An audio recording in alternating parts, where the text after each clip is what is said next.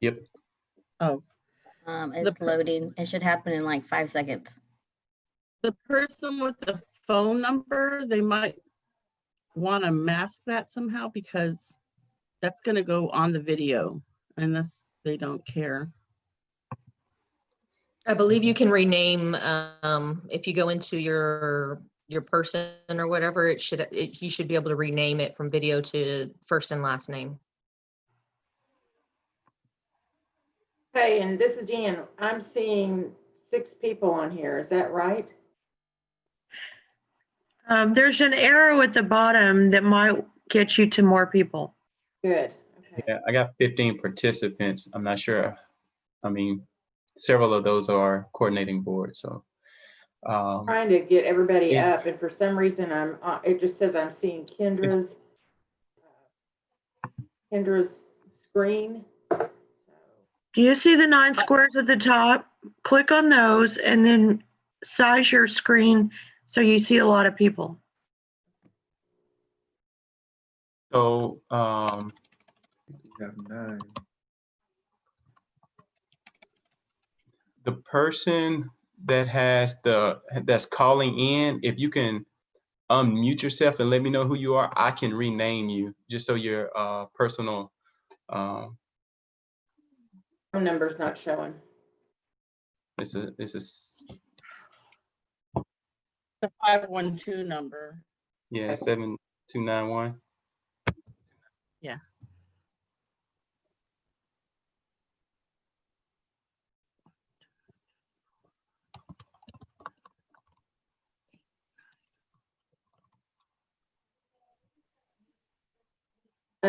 Person calling in, can you hear us?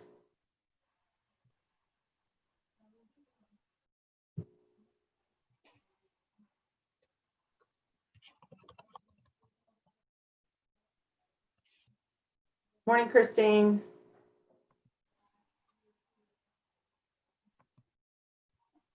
Leanne's with us. Do we Okay. have Jolene yet? Caller. I just changed it to caller. I don't know who it is. We need to verify who it is though before we move forward. Okay. It could be her. This is Jennifer. Can you guys hear me? I'm the one who has the 512 number. Okay. Yes, we hear you. Jennifer Alexander, is that correct?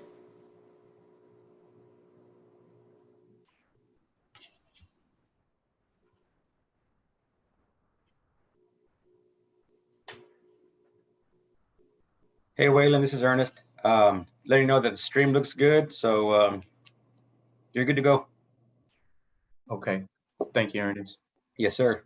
I'm gonna jump off, so if you need anything, just send me an IM or something. Okay. Have a good meeting. All right. I guess Jennifer has exited the meeting. No, I'm still here. There you go. Trying to find your name on the list now so I can update it. Oh, there it is.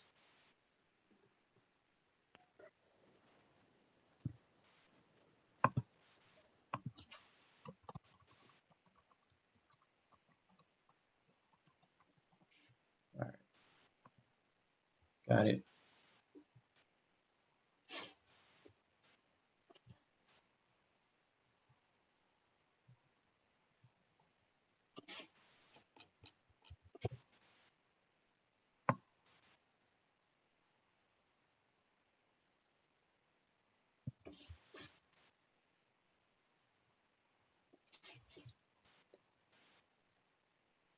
Let me give a few more minutes. People still coming in. That's Beth. Let's see. 2.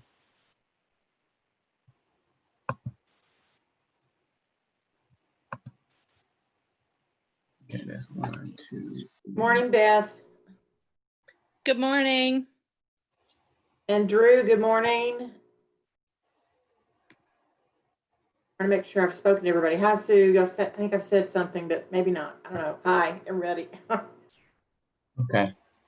Yeah, I think we have quorum, so we should be good. All right.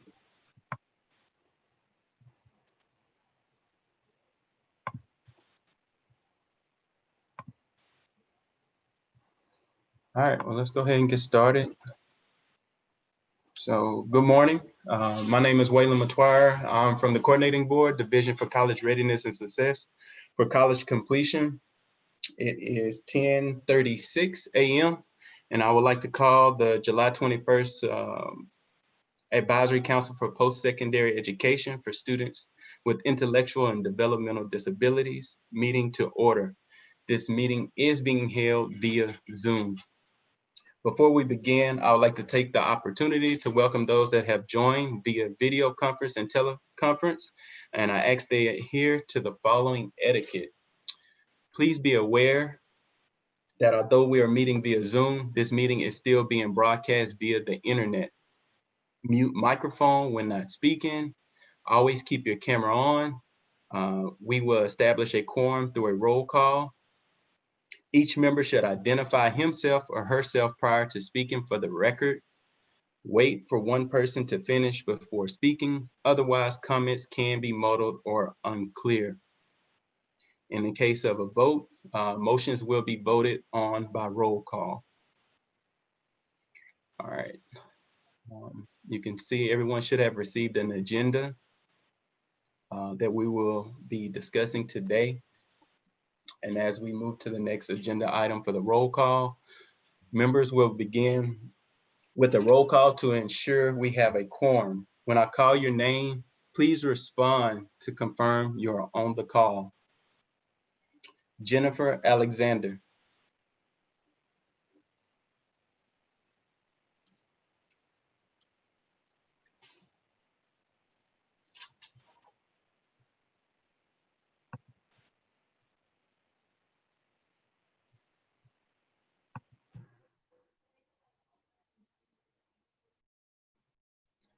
Jennifer Alexander.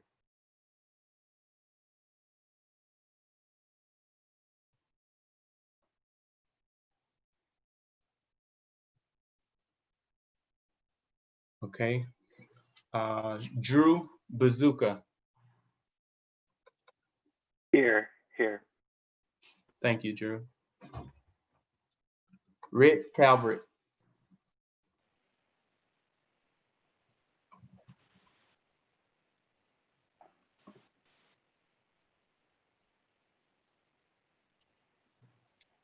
Ashley Ford. This is Jennifer Martinez. I am attending in Ashley's place. Thank you, Jennifer. Glad to have you. Leanne Godinez. Here, good morning. Good morning.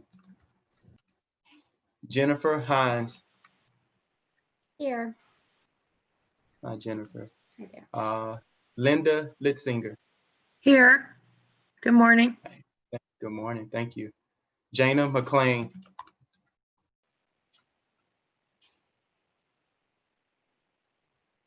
All right. Sue Maraska.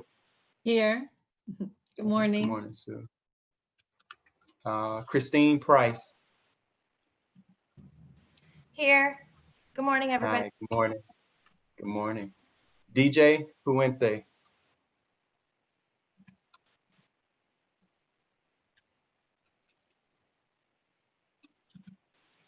Jolene Sanders.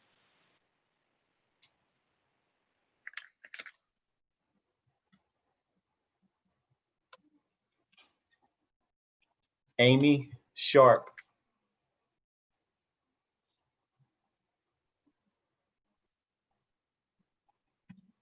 Beth Stalvey.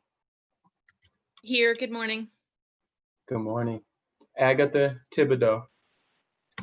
I'm here. Good morning. It's good to see everyone again. Thank you. Daylun Zhang.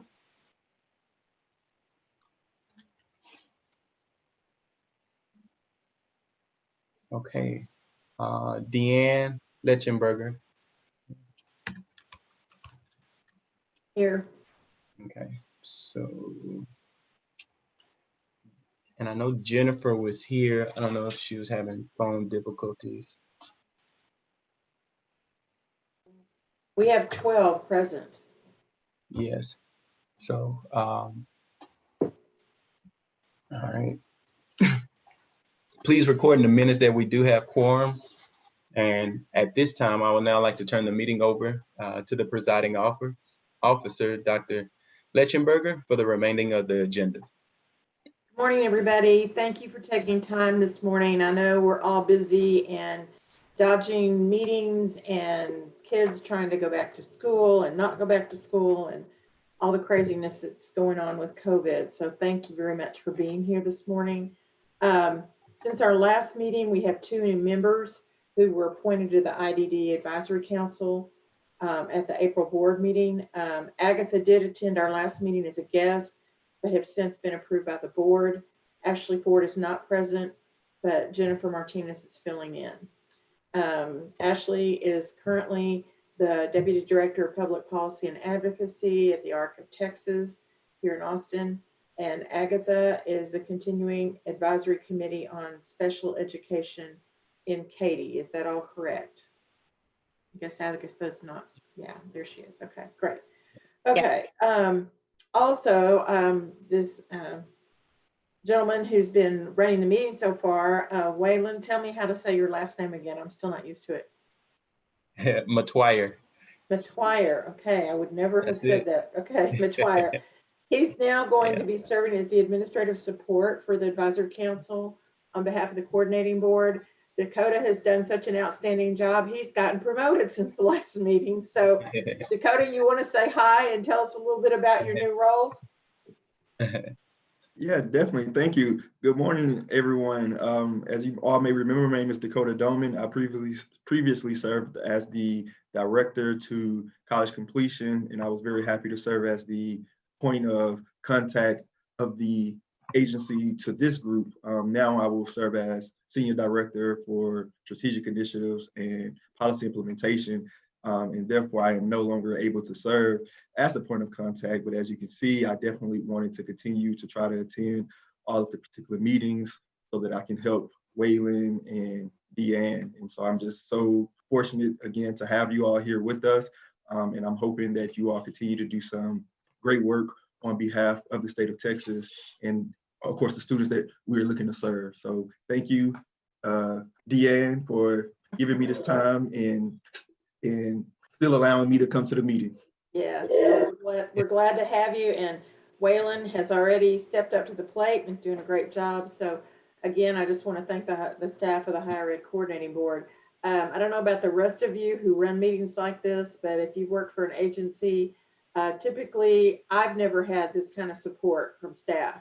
So it's really nice to have folks here who are behind the scenes and in front of the camera and all those things to take care of stuff. And that includes a few other folks. Diana is on the call as well. And is Lisa also part of the staff? Is that correct? Yes? Yes. Okay. So you and Kendra are all doing a great job helping us get this set up and running the technology and all that good things. So thank you for that. Yes, ma'am. Thank you. Yeah. I want to talk about agenda item number 4, updates on how to meet the IDD counseling report deadline. We've changed some dates and kind of moved things around, trying to meet the deadline if at all possible. So right now we're looking at a draft report of this that we're going to be having to be ready due September 28th. So that means each of the committees will provide their input to Waylon and myself so that we will have your draft of what you found during the week of September 28th through the 9th of October. We're going to do final edits, and then the final report will be submitted to the board, Higher Ed Coordinating Board, on 10/12. The board approval, their meeting will be on 10/22. Therefore, we'll still meet the deadline of December 1st to the governor. This means we're going to be in a really tight timeline, which is one of the reasons Waylon and Dakota and I looked at the different committees and kind of condensed them down to 3. So do I need to repeat those dates? Did everybody get those? Is that a yes? No? What was the 22nd? October 22nd was a meeting? That's when the board meets so that they'll approve the report to go on to the governor. Okay. Okay. All right. So we're going to be having quarterly meetings of this board, of this council, and those dates have been tentatively set for August 7th and November 13th. So if you please put those on your calendar, and if there are no objections, we're going to keep the time the same just to be consistent. So is that going to be okay for everybody? Okay, so 10:30 to 12 on August 7th and November 13th.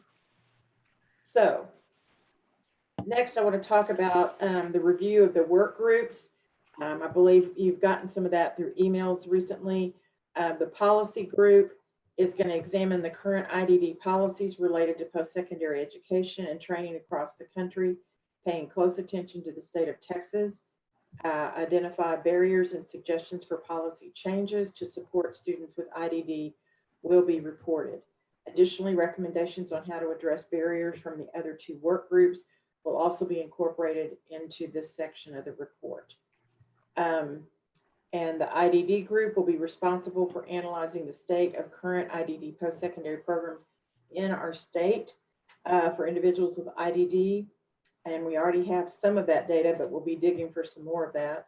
We'll also be investigating current practices as it relates to the recruitment and outreach of students with IDD for these programs. And lastly, identifying best practices regarding providing supports for students with IDD in the community to participate in higher education.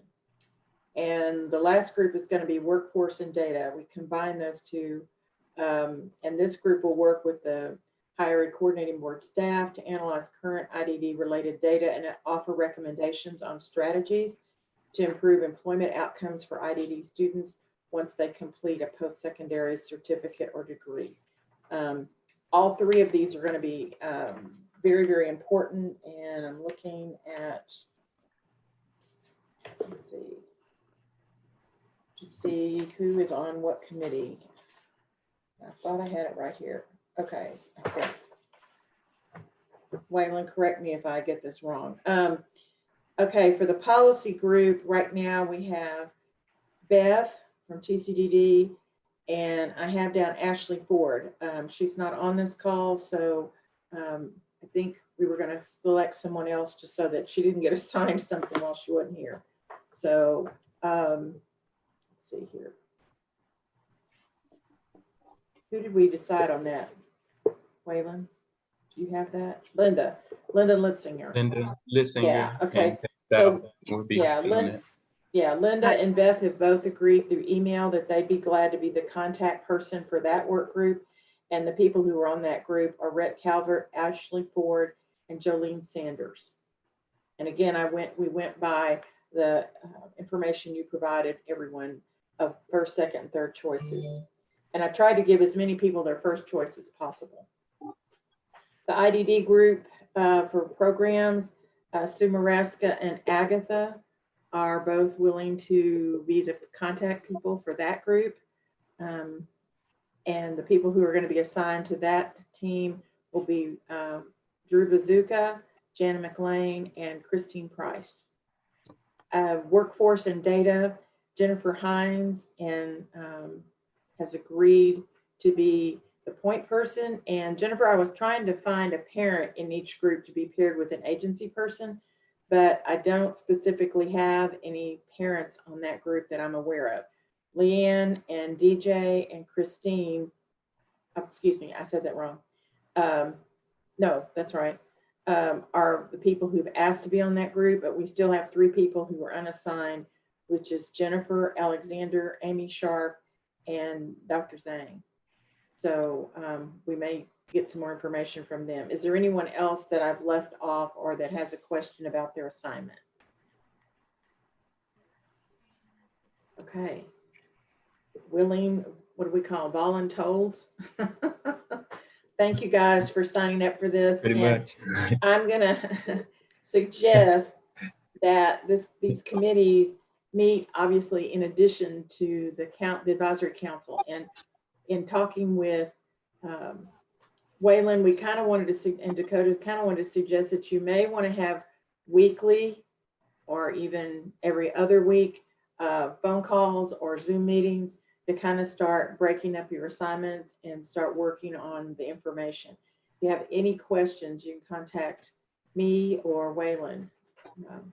Dakota, I'm going to take you off that list because you have other responsibilities, but Waylon and I will be available if you have questions.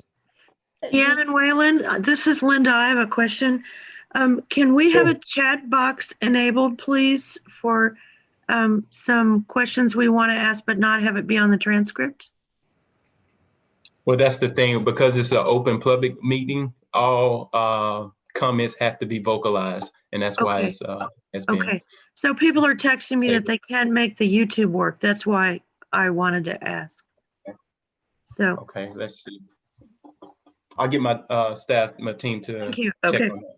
Thank All right, you. thank you. Yeah, any Great. comments or yeah, please just chime in. Yeah. Linda, thank you for that. This is Jennifer Hines. Deanne, will we get a list of the committee members? 'Cause Yes. I kind of caught like 3 of mine. Okay. We'll And send then those out. who's the person that I contact to get the data and some information, since that's one of the key things our committee will do? Who's the Right. Waylon? Waylon, do you know yet who the staff members that are assigned to each group? Because I think that's As far as the data, we'll probably still be working with Melissa in the data department. So she had presented, if you recall, at the last meeting and gave some of those some of that information at that time. So she'll be working in that space again. So anything on this end with the coordinating board, just feel free to reach out to me and I'll make sure I get those contacts to you as well. Okay, thank you. And I think if we just send up a follow-up email, Waylon, and have all of the committee members listed, and maybe the person from the coordinating board staff that's going to work with each group, I think that would be helpful, as well as contact information. Did everybody get, you should have a list of all the folks on the advisory committee, but if as far as staff with coordinating board, we may need to give that information to the different teams or work groups. Sure thing. Okay. Also, I'm wanting to help with each group as much as possible. So, and I know Waylon would be more than happy to help as well. So once your committee decides on dates and stuff, if you would make sure the 2 of us know the dates and times, we'll figure out who or if we can attend. Because I know that this is a lot of work to get done in a short amount of time. And we want to be supportive and get it done and have a quality report. Okay, and I want to just commend the staff again of the coordinating board. I mean, when Waylon and Dakota first talked to me, it was like, well, we could just send in a statement that says, well, the COVID virus hit us and we just weren't able to get the report done. And the other option was to try to push forward. And they were very supportive when I said, I really don't want to see us not give something, because even with COVID, people continue to work. And we still have families and students that want to have a future for their students and their children. And I just think we owe it to them. So I just want to commend the staff that they've been willing to say, okay, here we go. And thank each of you for being willing to participate in this. I know it's a big chore, but maybe with everybody being at home most of the time, we can find time to work this in. And I really appreciate the work that each of us are going to be doing. Any questions at this point of other things that we may need to send you as information or materials to start with? Okay. All right. Agenda 5, item 5, discussion and potential agenda items for next meeting. And again, that next meeting is going to be August 7th. The most pressing issue will be updates from each of the work groups. And again, I want to get to each group to kind of see how things are going before then, and then see if there are ways that you need additional information or support. Then also talking about the editing phase, who will provide the final edits.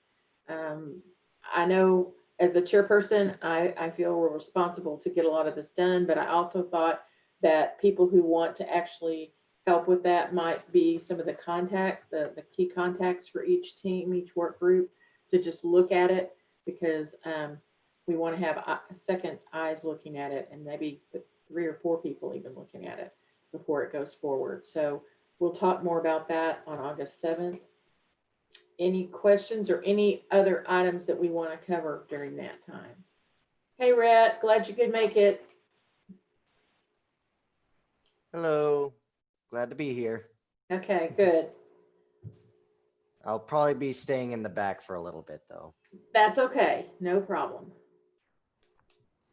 Okay, any other things that you think we need to cover? I know there'd been some discussion about Jennifer Hines. I know you had brought it up, and I think a couple other folks have brought it up in the past about the House bill. I have it right here.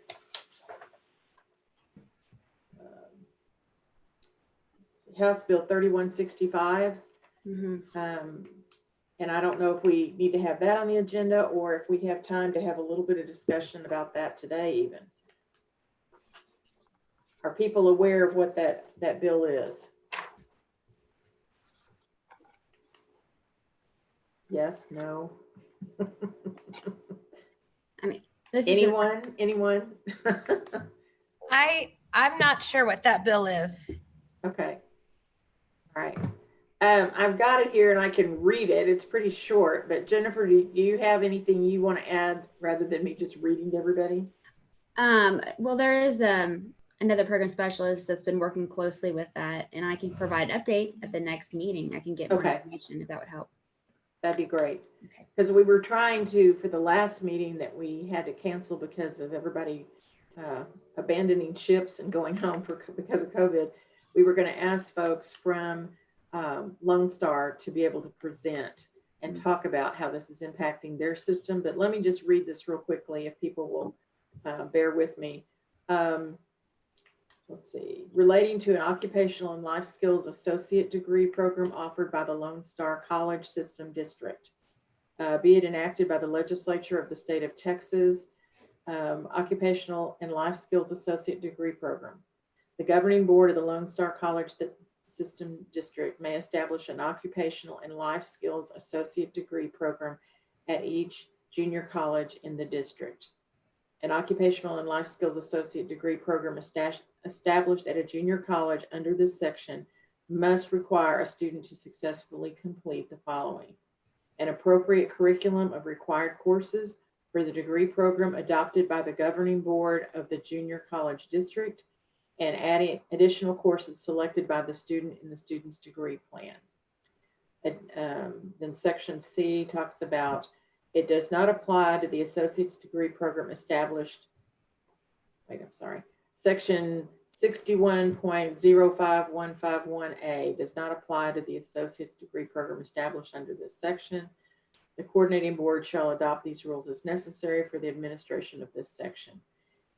This act takes place immediately if not voted by 2/3 of the members selected to each house. However, it was to take place accordingly on September 1st. So this applies strictly right now to Lone Star. However, those of you who are from community colleges, this may be something that eventually will impact you or be something you want to look into, because it would give credentials to students who complete a different kind of associate's degree than is currently offered by most community colleges, which would definitely make it more inclusive of other populations than maybe we've been serving, or giving more credentials to the ones that we do serve. Any questions at this point? That's all the information I have right now. Given the time that we have, we're getting the report ready. I haven't reached out and asked the Lone Star folks to do a presentation. So I'm asking the council, would you prefer that? Or is Jennifer's person giving the updates of what they know that have been following that, if that would be sufficient? So I'm just going to open it up and have some discussion real quick, if you don't mind.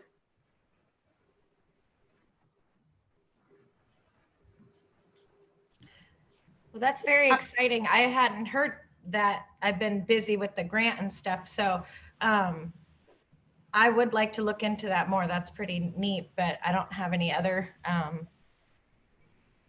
comments on it. Okay. This is Linda. I'm for all ways that people can get ahead. So yes, I like it and would like to hear more. Okay. This is Agatha Thibodeau. As a parent, it would be helpful to have the presentation made on it, only so that I could get more of a real world example of how it's working out there. Sure. Okay. Kind of what I thought, but I just wanted to make sure people felt comfortable adding that into our agenda since we have on such a tight deadline with the report. But if the work groups will really work together and be efficient, it should be fine because we should be able to give updates at that time. And we will reach out to the Lone Star folks and see if we can't get someone to come on the Zoom call at that time and give a brief presentation or a handout or something. I know that they have a, because I think Waylon, someone on your team, or maybe it was on our call yesterday, I pulled up, there's a flyer that you can't really see because it's kind of small, but maybe we could send that out to folks so that they at least have this to look at between now and then. Okay. All right. Thank you for your feedback. Any other, and then Jennifer, will you be able to either have that person be on the call or get information that you can share? I mean, I think either it'll be Montisha or Ann that from Lone Star that can do the presentation. They would have more, they'd have the firsthand knowledge. Okay. That, and I think they're great presenters, so. Okay. Okay. I think they would be fine. Well, okay. All right. So that'll be fine for that. So I will check. I know Ann personally, and I'll just call her and find out who she thinks would be the best presenter or who has the time on that date. Okay, great. All right. So we'll definitely add that as an agenda item. Anything else? Waylon, is there anything that you know from the coordinating board that we may need to add at this time? Nothing as a high priority. The only other thing that I wanted to announce was the IDD inventory and survey will be released over the next week, hopefully by the end of the month. So they'll probably have about 30 days for all the institutions to submit their feedback and responses to that. So just so anybody that's on this council, they will receive that link.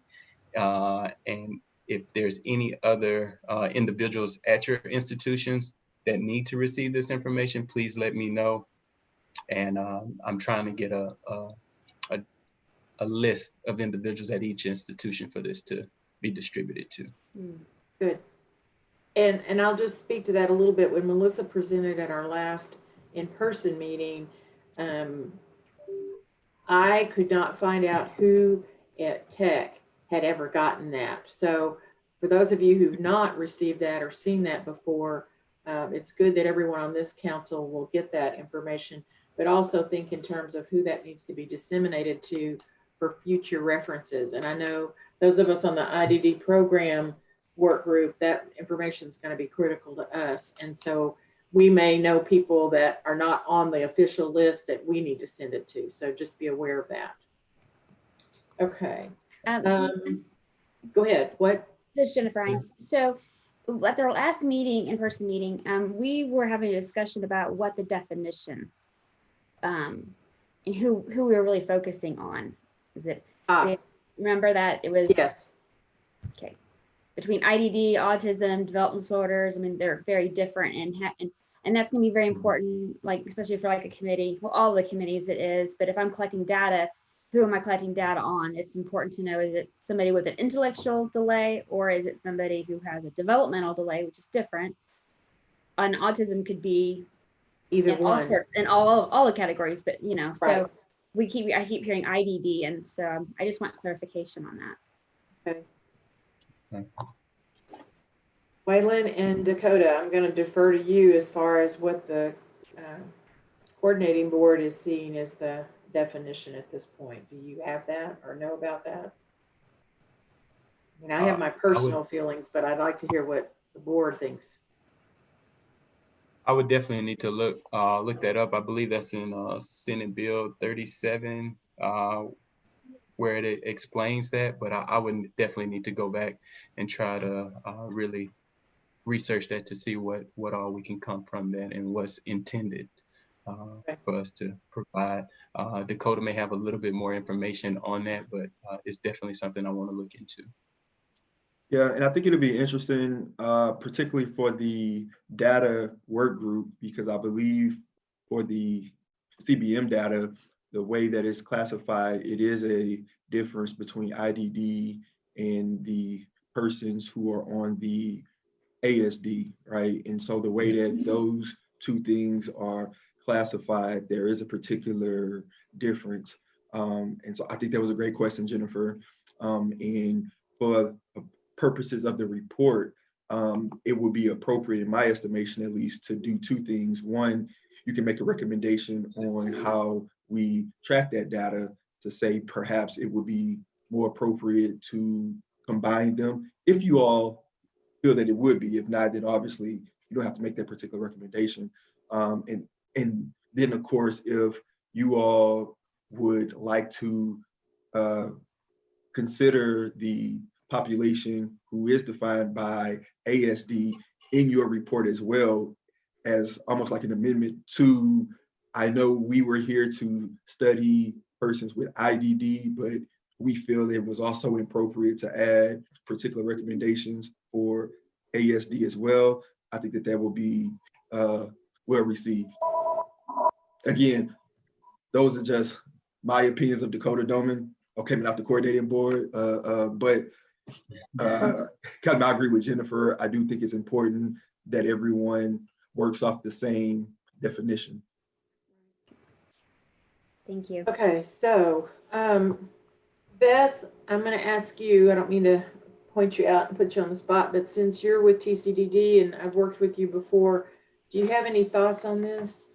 Just basically because your agency kind of rides that line.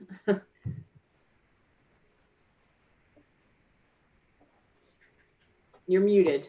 Okay. Yes, sorry about that. In terms of what exactly are you thinking? Well, sorry, just before that, I give my comments. Yeah, okay, that's fine.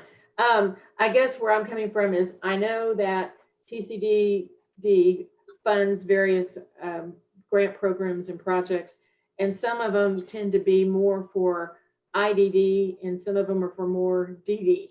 And so how do you guys determine the definition, or do you just see who the best candidate is based on the proposals you get? I guess is where I'm going with this. Well, our agency really goes by the federal definition of developmental disabilities, which is much more all-encompassing. And then if you think about the general definition of developmental disabilities, of which IDD is technically a part of.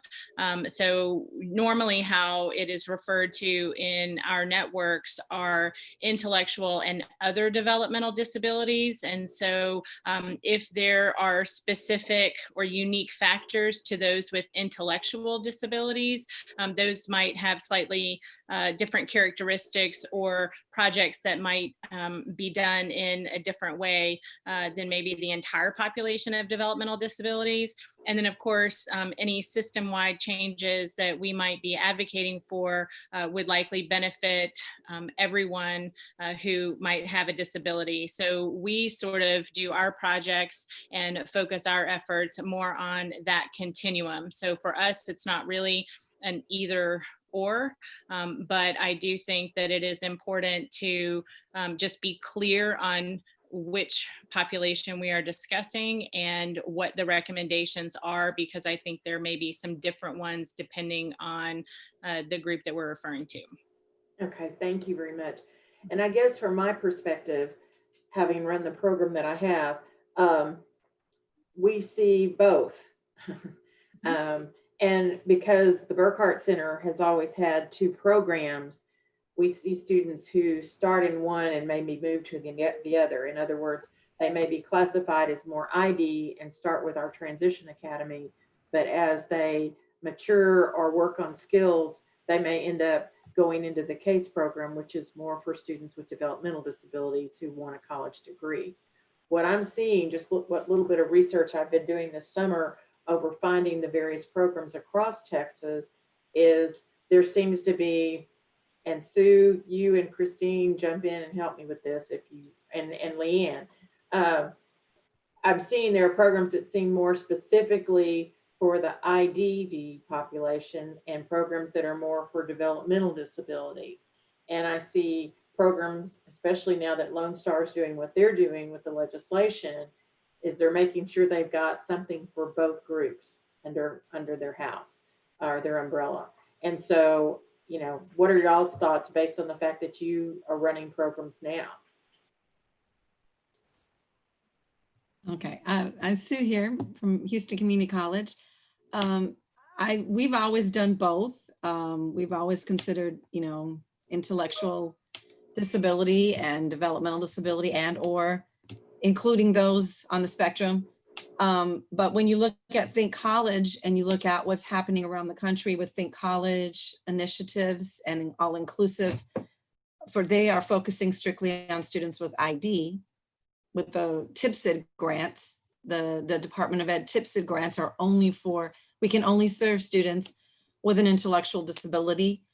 They can have others, but they need to have an intellectual disability as part of their diagnosis. And so that's how they are. And I know when we went and toured many years ago, when we went to tour Bellevue, Washington, the Occupational Skills Associate, because we were going to do that program. They didn't even apply for any of the TIPSID grants because they felt that most of their students were ASD. A lot of them were on the spectrum and they would not have qualified. However, when we go to a lot of these conferences, I've been in the Think College network since 2010, and you can see a lot of students on the spectrum going to these programs, but they must have some type of an intellectual disability as part of their diagnosis. Because I know Chris and I, we're applying, we just applied for the next round of TIPSIDs, and it specifically said, and the first time we did it, that wasn't the case. Right. It was very open-ended, but this time it's saying must have ID, not IDD. And when we started our Access College Texas Consortium, which really helped spearhead the efforts of where we are today, because we had that legislative briefing with Senator Zaffarini, and when we first started this whole thing, we were always using the IDD to encompass all, like intellectual and or developmental disability, to include those on the spectrum. But I think when this legislation came about, and you go back to all the colleges, not everybody at the colleges and universities in Texas understand this like we all do. And so it's like, well, now we're mandated, we have to do this reporting, we have to collect this data. Who are we collecting this data on? I mean, you take somebody, for example, that has cerebral palsy, does not have an intellectual disability, they're taking regular college classes. Am I counting these students, or am I only counting though, so it is something that I think we need to decide. Maybe, I don't know if we can decide this. I mean, it says what the definition is, but I think it would be to our advantage though, to include as much as we can rather than exclude, because I think all of the students that have these types of disabilities, regardless of their ID or IDD or DD or ASD, they all need, they are the group that needs higher ed access. And I think that a lot of these programs around the country, including ours here in Texas, are serving all of these students, in one way or another somehow. And I think that, I don't know, I would rather be more inclusive than be exclusive when it comes to. That's kind of my feeling. I don't know if we need to be more clear about that, because I think when the data is being collected, I think there is still some folks that are not quite sure what are they actually collecting data on exactly. This is Linda. Our organization serves every kind of disability. And believe me, beyond ID and autism, there are hundreds more disabilities. And those young people graduating from high school also want to be served. And I believe that it's our job to serve all the disabilities. Thank you. And let me say this, Linda, coming from a college and a university, there are programs there required by federal law to support all disabilities. And granted, some are more intensive than others, some have more staff than others, and some have a better approach than others. But every college campus has to have a program, the Disability Services Office, to serve all disabilities. And so my feeling is, and again, personal preference, is the way this legislation is that we need to be inclusive of IDD only, simply because the other students will either be served by what the basic program is, and or, I don't know, like Case, we've had some students who are not necessarily on the autism spectrum, but who had significant developmental disabilities that needed the type of program that we had. And so therefore we included other disabilities. So I guess my thing is, I think this legislation was proposed and advocated for the students who are not getting the intensive services they need, as opposed to the basic core supports that colleges and universities give, if that makes sense. So we're not trying to exclude all those other disabilities. It's just that this program and this legislation is supposed to really look at what is the current state and what are our recommendations to make sure those intensive supports are in place for those students who haven't traditionally been supported very well in our institutions. Now, that's just personal from me. Sue, Christine, what do you think? So I would say I see both sides, but I do agree, Deanne, that people with IDD have been traditionally excluded because SAS, or ours is called SAS, but Office of Disability Services, whatever it's called at the college that you're at, they have a lot of supports, but it's very limited. If you have an intellectual disability, you're kind of out of luck. And so I think that's why unique programs like ours and Sue's and, the different ones that do focus or include IDD, it does, we reach all levels of students. And so I would agree that traditionally students with ID have been underserved in colleges. In fact, I think we only have like 10, if 10 in Texas. And we're one of the higher states that has a higher number of colleges serving these students. So some states don't have any, I know we're focused on Texas, but some states don't have any. So yeah, I guess I can see, I agree with that maybe our focus should be the people who are underserved, because they're the ones who don't have any other services or have very limited services at this time. Well, and research tells us that, and Drew, you and Rhett may have an opinion. If you want to speak up, you can, but I'm not going to call on you to make you. Tech, for example, has a real intensive and pretty broad student disability services office. I mean, they have a huge, I would say they probably have 20 staff, okay? So, again, not to toot their horn, but it's bigger than most, because most student disability services offices have maybe one person for every 500 to 800 students. So basically, students get a letter of accommodations, and that may be all, unless they need interpreter services. But even with the programs that are available at Tech, we found that, following what research says about students on the spectrum, they can get in, but they may not continue and complete a course of study unless they have more intensive supports, and supports that aren't typically provided by student disability services.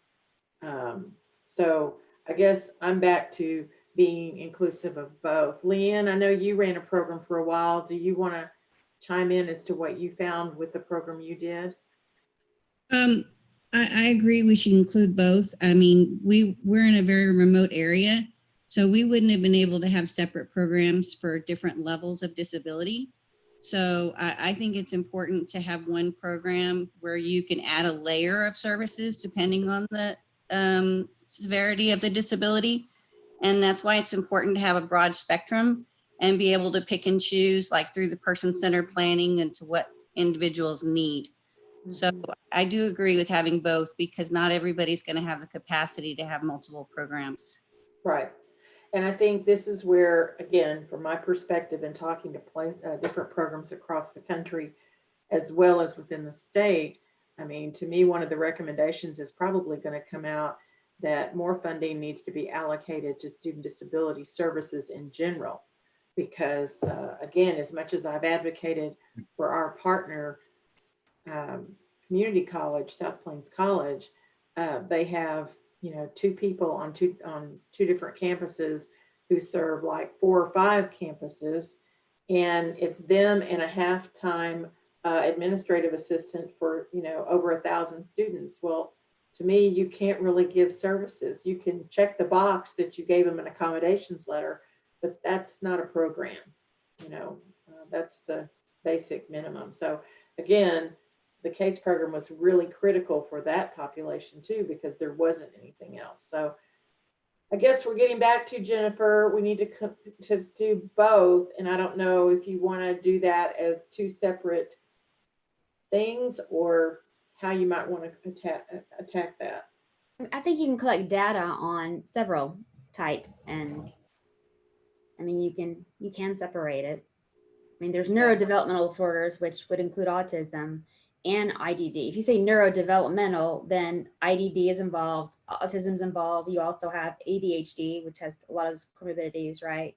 You have specific learning disabilities too, because some of them have very significant. So I think if you, that's a clinical version, you take the DSM-5 and you put it under that, then you are collecting data on everything we've been talking about, or that are typically not, you know, served. I do have another question about the programs that we're trying to find out how many programs are involved, right? Or how many colleges are serving this population, correct? Right. So are we including programs though that are college experiences, but they're not college programs? Like they're allowing them, there are some programs that are popping up that are allowing them to just get to experience college, but there's not a lot of vocational components attached to it. So I'm just wondering, do we have any criteria about the programs, or we're just kind of like getting a big list of everybody who says that they're serving our folks? Again, I'm going to give my opinion. Please, people, speak up.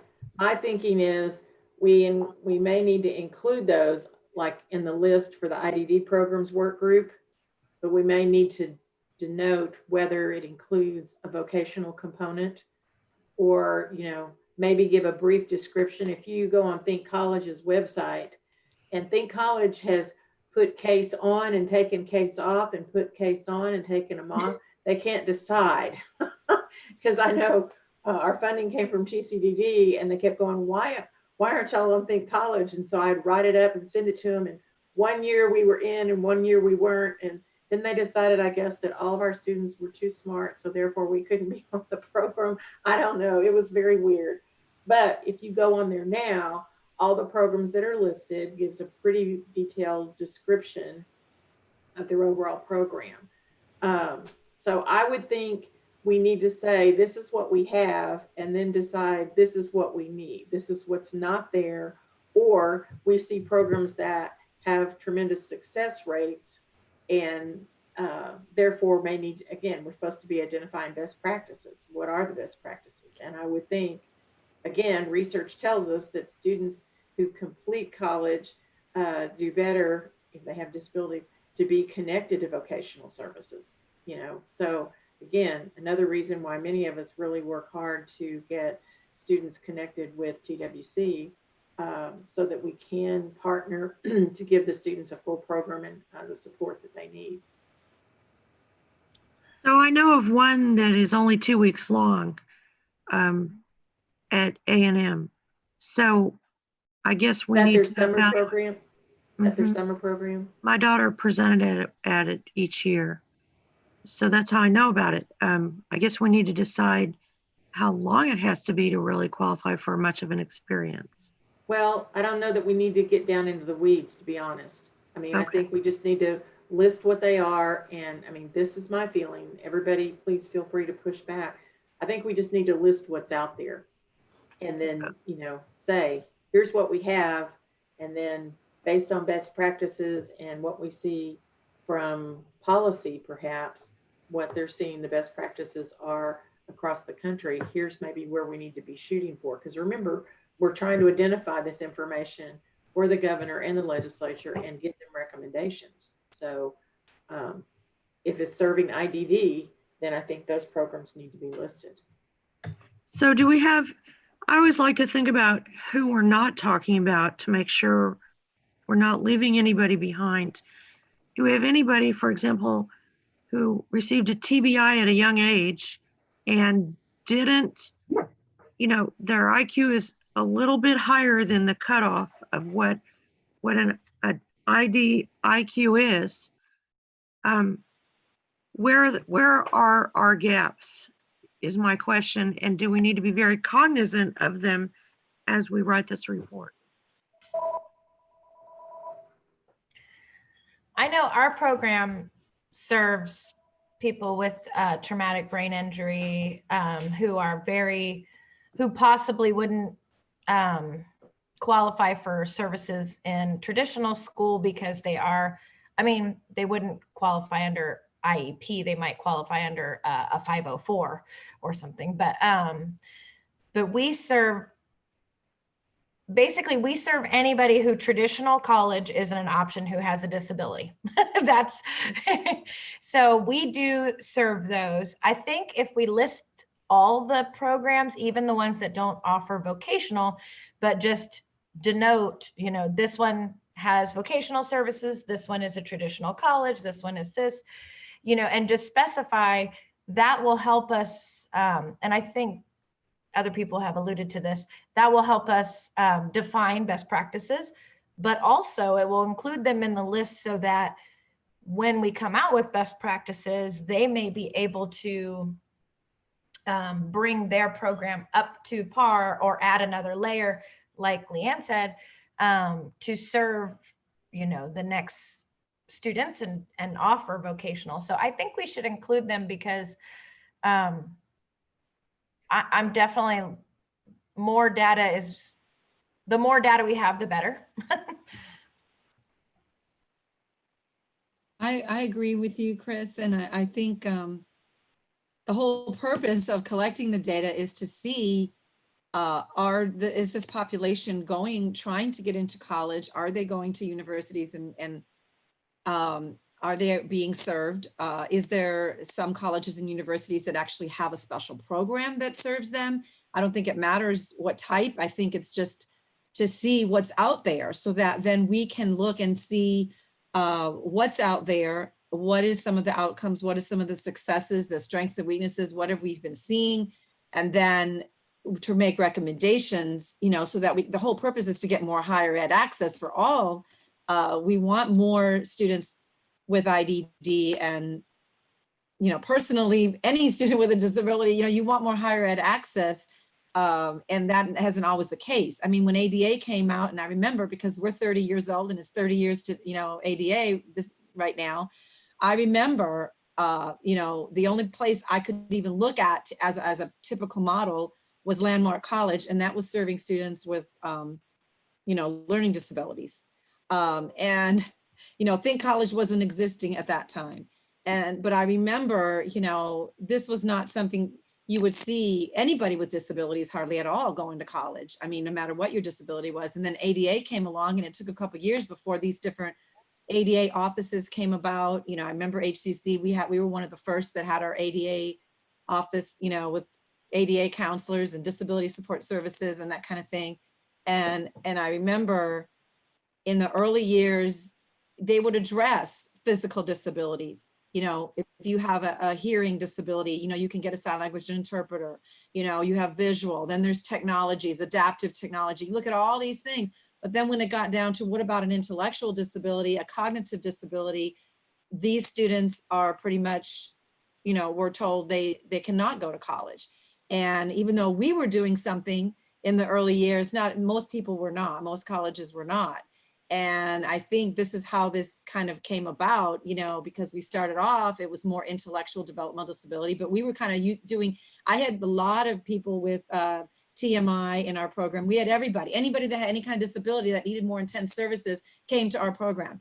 And it wasn't until we got our first TIPSIC grant in 2010 that we focused in more on IDD to include those on the spectrum, because we were starting to get more of those students and we were seeing that they needed these intense supports, more supports. And that's kind of how this whole IDD, I mean, we didn't even have, I don't even remember using the term IDD back in those early years. I mean, this is something that sort of evolved later.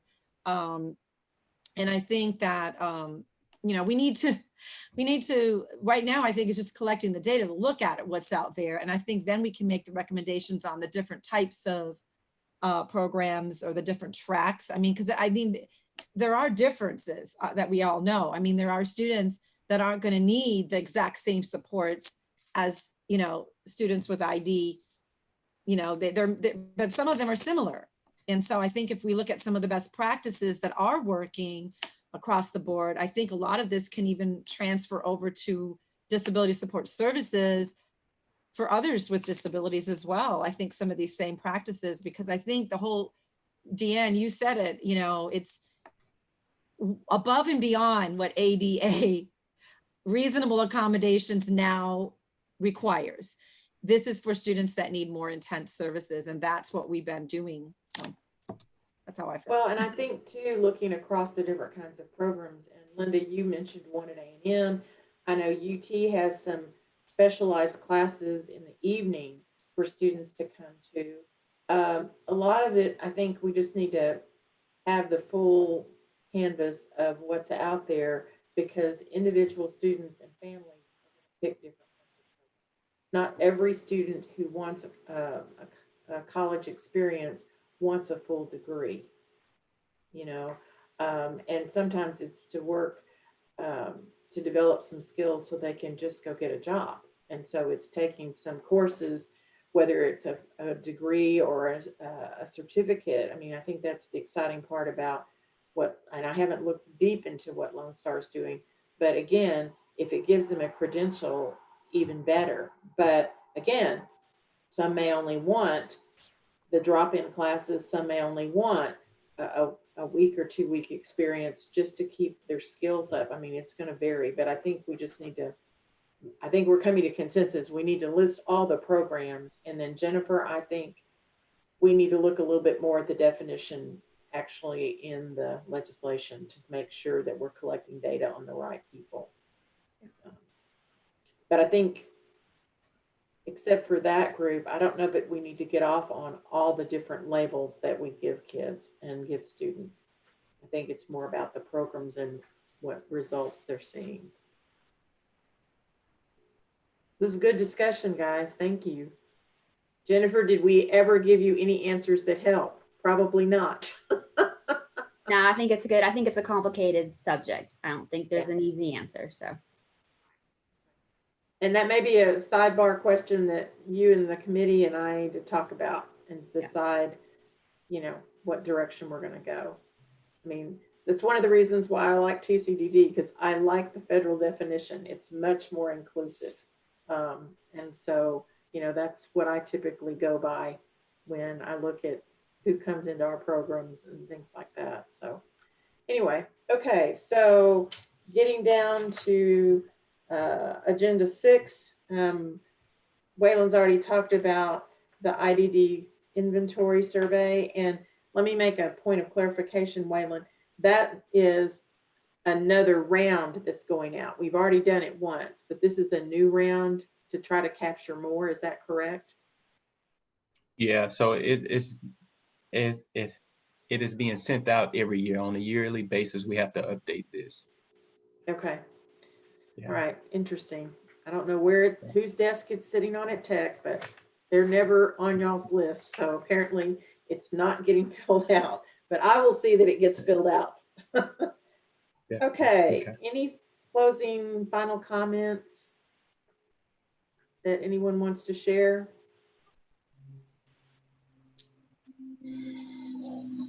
Anybody have any events coming up that they want to share? I know we don't have a lot because we're all homebound, more or less.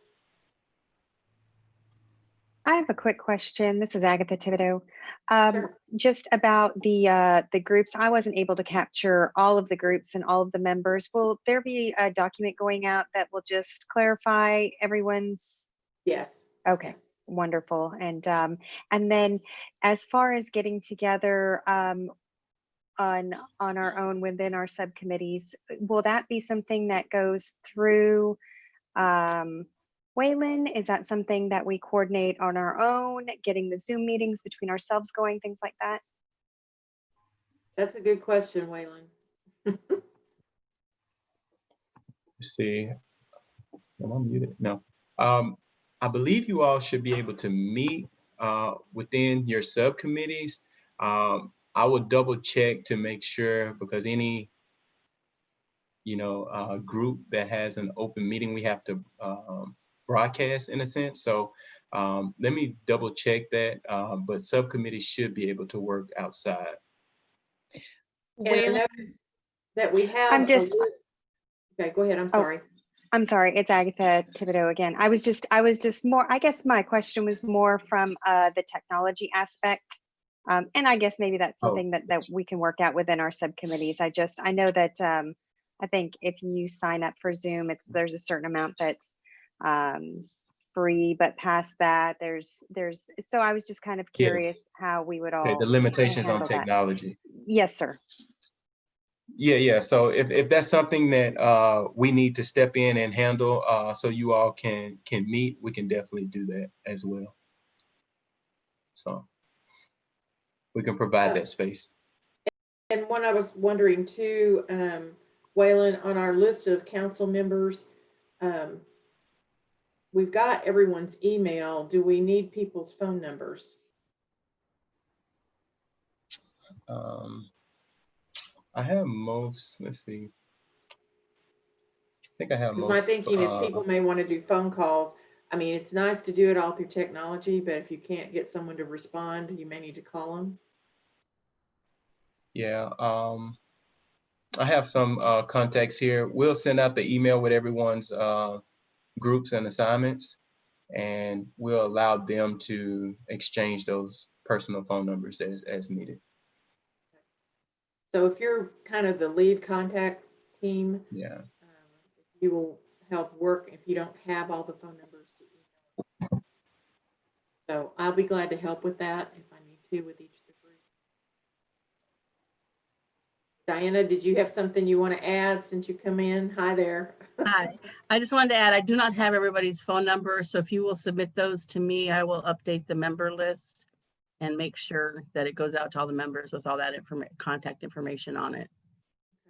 Okay. So everyone make sure that Diana has your phone number. Deanna, this is Linda. You asked earlier if anybody has an announcement. Yes. We're having an event tomorrow night at 7:30, Wednesday night.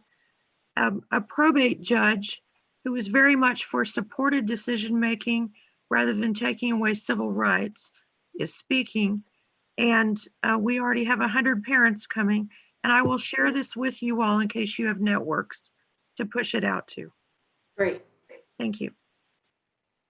And yeah, if you want to send that, I guess, to Diana, myself, and Waylon, we'll make sure it gets in the notes that goes back out to everybody. Thank you. Okay. Is it Anything a else? virtual, Linda, is it virtual?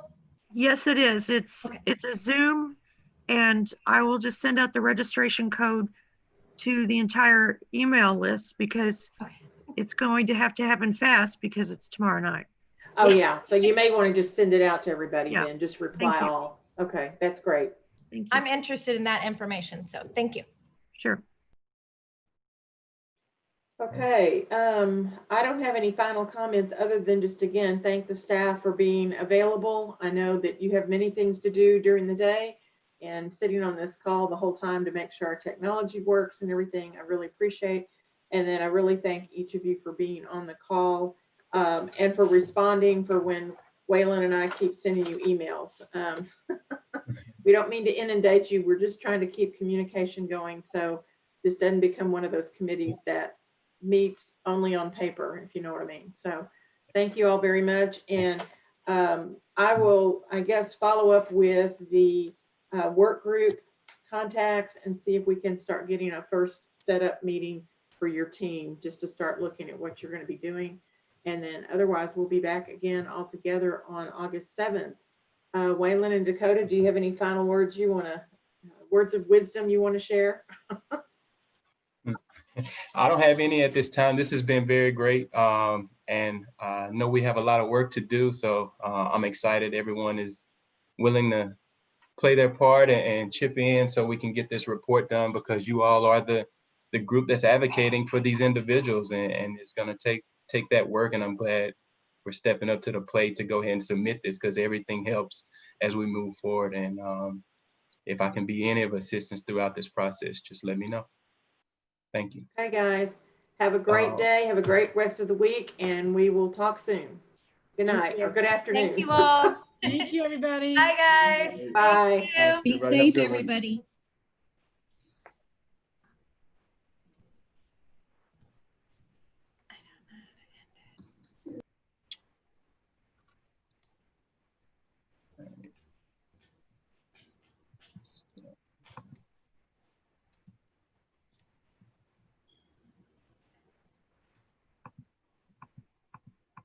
There we go. Is mine not going off?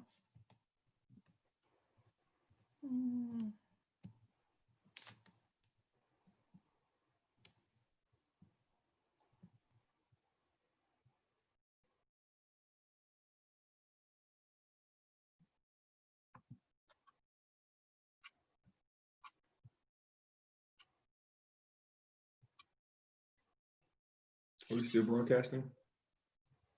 Yeah, they said to let it run for a few seconds after, but it should be good.